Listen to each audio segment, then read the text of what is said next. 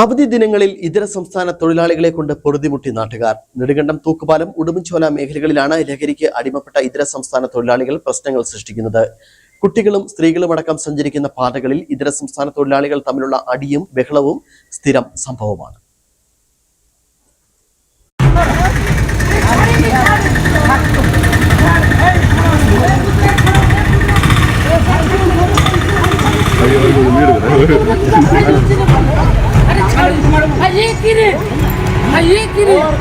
ഇതാണ് അവസ്ഥ.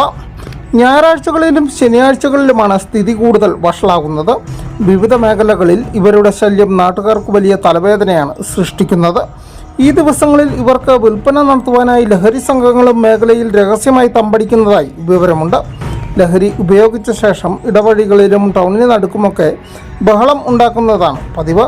വ്യാപാര സ്ഥാപനങ്ങൾക്കും ഇവർ പലപ്പോഴും ഭീഷണിയായി വരാറുണ്ട്.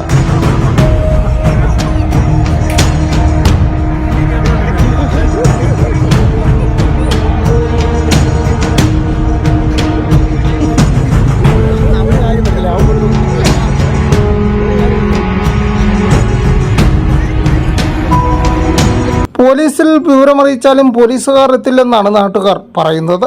പോലീസ് എത്തിയാൽ തന്നെ ഇവർ ഉദ്യോഗസ്ഥർക്കും തലവേദനയാണ്. മിക്കപ്പോഴും നാട്ടുകാർ തന്നെയാണ് അമിത പ്രശ്നമുണ്ടാക്കുന്നവരെ കൈകാര്യം ചെയ്യുന്നത്. അധികൃതർ വിഷയത്തിൽ അടിയന്തര നടപടി സ്വീകരിക്കണമെന്നാണ് ഉയരുന്ന ആവശ്യം.